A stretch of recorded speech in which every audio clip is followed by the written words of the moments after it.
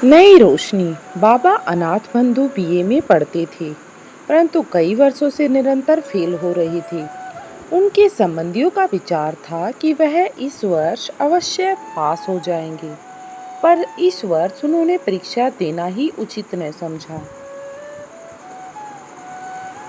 इसी वर्ष बाबा अनाथ बंधु का विवाह हुआ। भगवान की कृपा से वधू सुंदर सच्चरित्रा मिली थी। उसका नाम विंध्यावासिनी था, किंतु अनाथ बाबू को इस हिंदुस्तानी नाम से घृणा थी। पत्नी को भी वह विशेषताओं और सुंदरता में अपने योग्य न समझते थे, परंतु विंध्यावासिनी के हृदय में हर्ष की सीमा न थी, क्योंकि वह तो अपने पुरुष को दूसरे पुरुषों की अपेक्षा बड़ा सर्वोत्तम समझती थी। ऐसा मालूम होता था कि किसी धर्म में आस्था रखने वाले श्रद्धालु व्यक्ति की भांति वह अपने हृदय के सिंहासन पर स्वामी की मूर्ति सजाकर सर्वदा उसी की पूजा किया करती थी। इधर अनाथ बंधु की सुनिए, वह न जाने क्यों हर समय उससे रुष्ट रहते और तीखे कड़वे शब्दों से उसके प्रेम भरे मन को हर संभव ढंग पर जख्मी करते रहते। अपनी मित्र मंडली में भी वह उस बेचारी को घृणा के साथ स्मरण करती। कभी भी उसके साथ प्रेम पूर्वक व्यवहार नहीं किया जाता। जिन दिनों अनाथ बंधु कॉलेज में पढ़ते थे, उनका निवास ससुराल में ही था। परीक्षा का समय आया, किंतु उन्होंने परीक्षा दिए बगैर ही कॉलेज छोड़ दिया। इस घटना पर अन्य व्यक्तियों की अपेक्षा विंध्यावासिनी को अधिक दुख हुआ। रात के समय उसने विनम्रता के साथ कहना आरंभ किया, प्राणनाथ, आपने पढ़ना क्यों छोड़ दिया? थोड़े दिनों का कष्ट सह लेना कोई कठिन बात न थी। पढ़ना लिखना कोई बुरी बात तो है नहीं, फिर भी आपने परीक्षाएं क्यों छोड़ दी?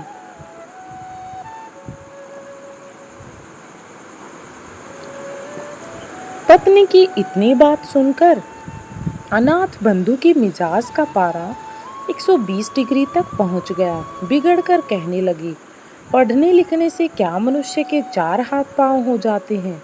जो व्यक्ति पढ़ लिख कर अपना स्वास्थ्य खो बैठते हैं, उनकी दशा अंत में बहुत बुरी होती है। पति का उत्तर सुनकर विंध्यावासिनी ने इस प्रकार स्वयं को सांत्वना दी, जो मनुष्य गधे या बैल की भांति कठिन परिश्रम करके किसी न किसी प्रकार सफल भी हो गए, परंतु कुछ न बन सके, तो फिर उनका सफल होना न होना बराबर है।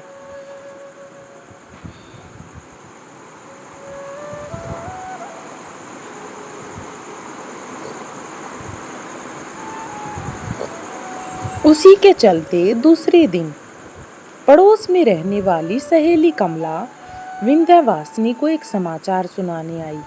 उसने कहा, आज हमारे भाई बीए की परीक्षा में उत्तीर्ण हो गए। उनको बहुत कठिन परिश्रम करना पड़ा, किंतु भगवान की कृपा से परिश्रम सफल हुआ।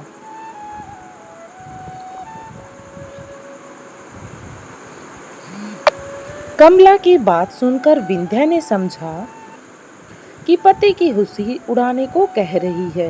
वह सहन कर गई और दबी आवाज से कहने लगी, बहन, मनुष्य के लिए बीए पास कर लेना कोई कठिन बात नहीं, परंतु बीए पास कर लेने से क्या होता है?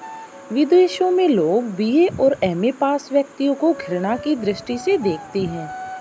विंध्यावासिनी ने जो बातें कमला से कही थी, वे सब उसने अपने पति से सुनी थी। नहीं तो उस बेचारी को विलायत का हाल क्या मालूम था। कमला आई तो थी हर्ष का समाचार सुनाने, अपनी खुशी बांटने, किंतु अपनी प्रिय सहेली के मुख से ऐसे शब्द सुनकर उसको बहुत दुख हुआ। परंतु समझदार लड़की थी, उसने अपने हृदयगत भाव प्रकट न होने दिए। उल्टा विनम्र होकर बोली, बहन, मेरा भाई तो विलायत गया ही नहीं, और न मेरा विवाह ऐसे व्यक्ति से हुआ जो विलायत होकर आया हो, इसलिए विलायत का हाल मुझे कैसे मालूम हो सकता है? इतना कहकर कमला अपने घर चली गई।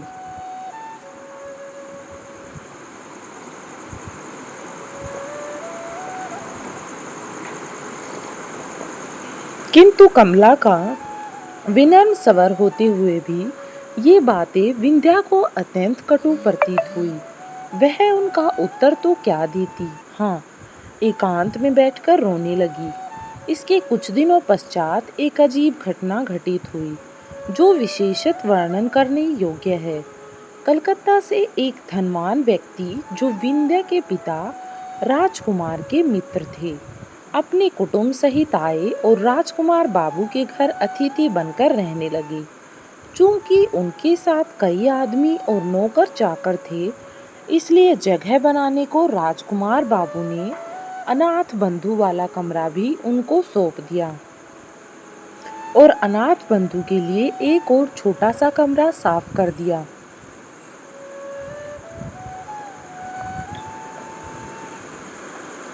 यह बात अनाथ बंधु को बहुत बुरी लगी। तीव्र क्रोध की दशा में वह विंध्यवासिनी के पास गए और ससुराल की बुराई करने लगे। साथ ही साथ उस निरपराधिनी को दो चार बातें भी सुनाई। विंध्या बहुत व्याकुल हुई, चिंतित हुई, किंतु वह मूर्ख न थी।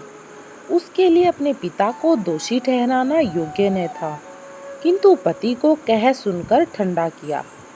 इसके बाद एक दिन अवसर पाकर उसने पति से कहा कि अब यहाँ रहना ठीक नहीं, आप मुझे अपने घर ले चलिए, इस स्थान पर रहने में अब सम्मान नहीं है। अनाथ बंधु परले सिरे के घमंडी व्यक्ति थे।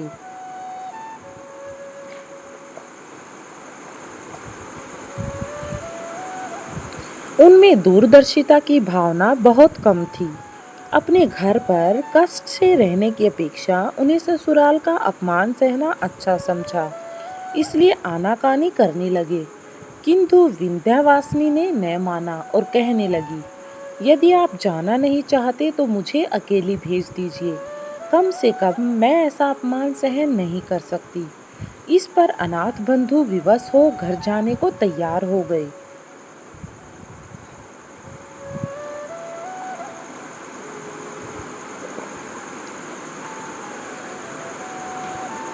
चलते समय माता पिता ने विंध्य से कुछ दिनों और रहने के लिए कहा, किंतु विंध्य ने कुछ उत्तर न दिया।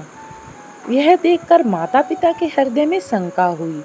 उन्होंने कहा, बेटी विंध्य, यदि हमसे कोई ऐसी वैसी बात हुई है तो उसे भुला देना।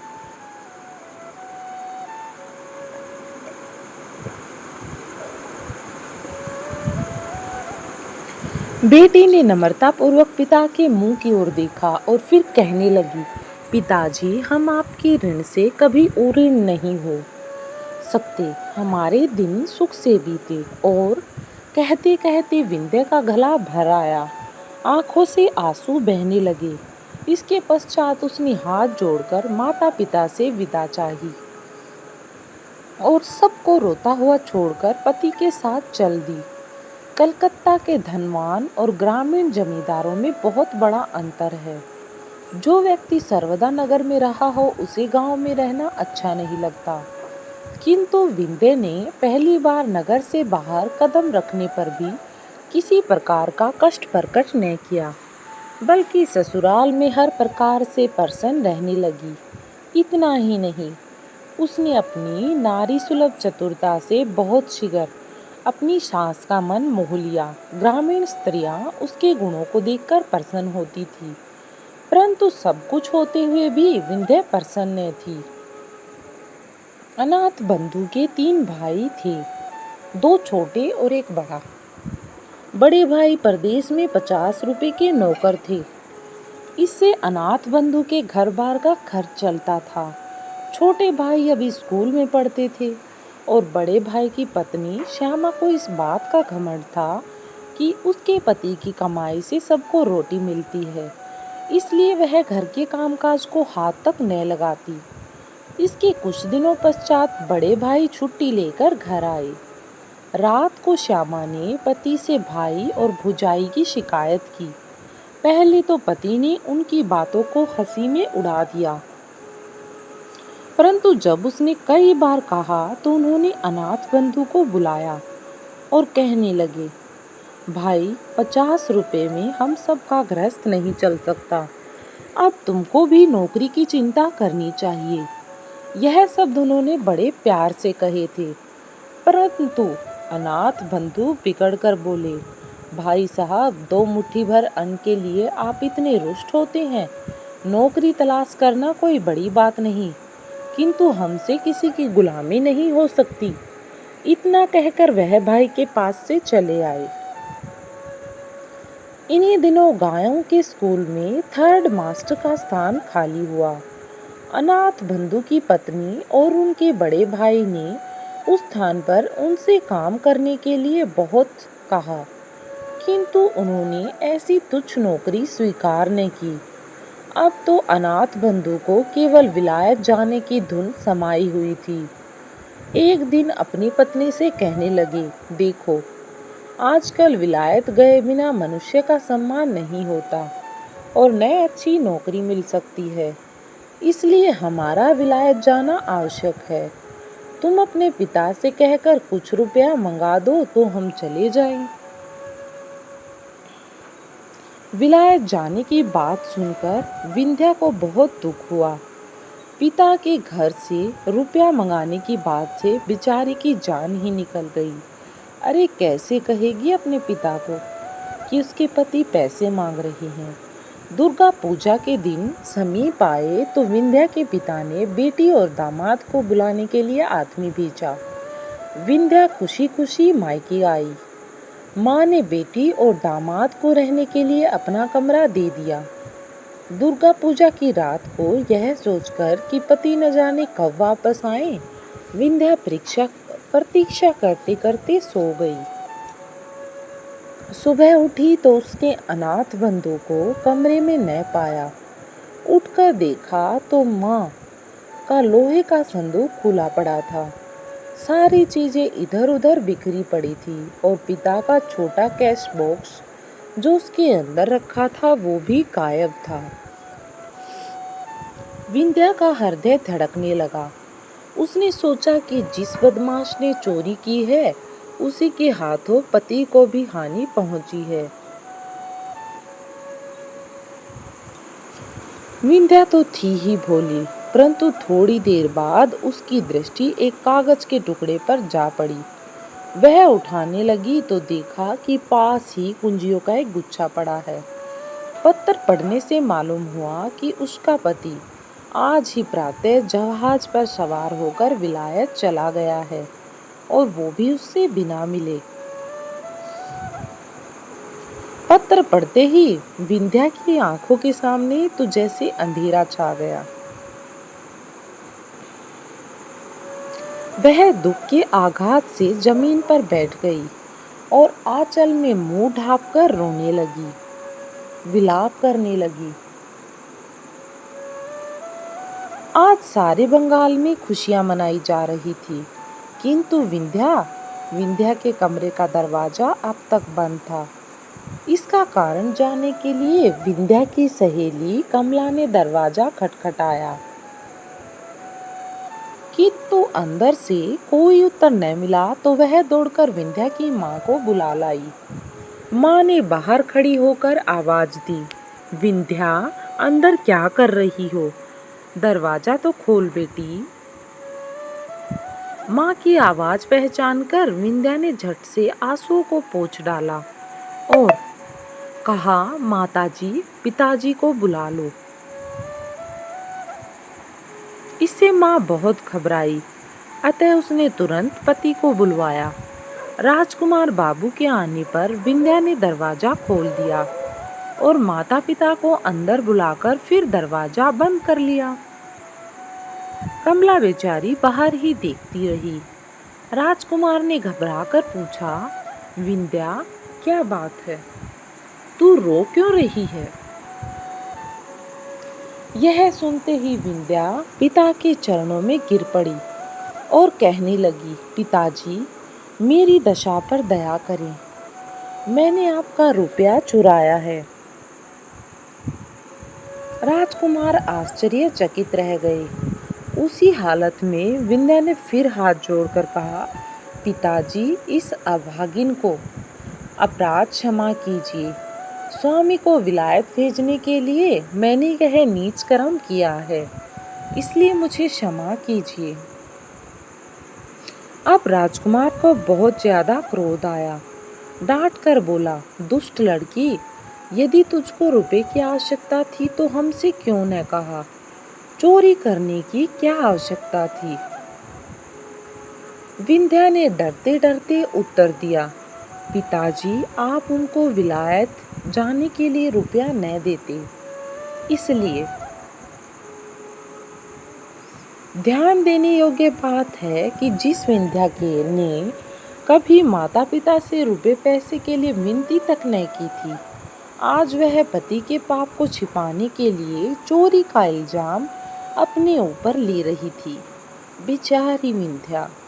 विंध्यावासिनी पर चारों ओर से घृणा की बौछारें होने लगी। बेचारी सब कुछ सुनती रही किंतु मौन थी। करती भी क्या? तीव्र क्रोधवेश की दशा में राजकुमार ने बेटी को ससुराल भेज दिया। इसके बाद समय बीतता गया, किंतु अनाथ बंधु ने विंध्या को कोई पत्र न लिखा और न ही अपनी माँ की ही कोई सुध बूध ली। पर जब आखिरकार सब रुपए जो उनके पास थे खर्च हो गए तो बहुत ही घबराए हुए और विंध्य के पास एक तार भेजकर तकाचा किया। विंध्य ने तार पाते ही अपने बहुमूल्य आभूषण बेच डाले और उनसे जो मिला वह अनाथ बाबू को भेज दिया। अब क्या था, जब कभी रुपयों की आवश्यकता होती वह झट विंध्य को लिख देते और विंध्य से जिस तरह बन पड़ता अपने रहे सहे आभूषण बेचकर उनकी आवश्यकताओं को पूरा करती रहती। यहाँ तक कि बेचारे गरीब के पास कांच की 2 चिड़ियों के सिवाय कुछ भी शेष न रहा। अब आखिर क्या बेचती विंध्या? वह अभागी विंध्य के लिए संसार में कोई सुख शेष न रहा। संभव था वह किसी दिन दुखी हालत में आत्महत्या कर लेती, किंतु वह सोचती कि मैं स्वतंत्र नहीं, अनाथ बंधु मेरे स्वामी है, इसलिए कष्ट सहते हुए भी वह जीवन के दुख उठाने पर विवश थी। अनाथ बंधु के लिए वह जीवित रहकर अपना कर्तव्य पूरा कर रही थी, किंतु अब उसके लिए विरह का दुख सहना कठिन हो गया था। इसलिए विवश होकर उसने अपने पति के नाम वापस आने के लिए एक पत्र लिखा। उसके थोड़े दिनों बाद अनाथ बंधु बैरिस्ट्री पास करके साहब बहादुर बने हुए वापस लौट आए, परंतु देहात में बैरिस्टर साहब का निर्वाह होना कठिन था, इसलिए पास ही एक कस्बे में होटल का आश्रय लेना पड़ा। विलायत में रहकर अनाथ बंधु के रहन सहन में बहुत अंतर आ गया था। वह ग्रामीणों से घृणा करते थे और उनके खान पान और रहन सहन के तरीकों से यह भी मालूम नहीं होता था कि वह अंग्रेज हैं या हिंदुस्तानी। विंध्या यह सुनकर बहुत प्रसन्न हुई कि स्वामी बैरिस्टर होकर आए हैं, किंतु माँ उसकी बिगड़ी हुई आदतों को देखकर बहुत व्याकुल हुई। अंत में उसने भी यह सोचकर दिल को समझा लिया कि आजकल का जमाना ही ऐसा है, इसमें अनाथ बंधु का क्या दोष, वह तो भोला है। इसके कुछ समय पश्चात एक बहुत ही दर्द से भरी घटना घटित हुई।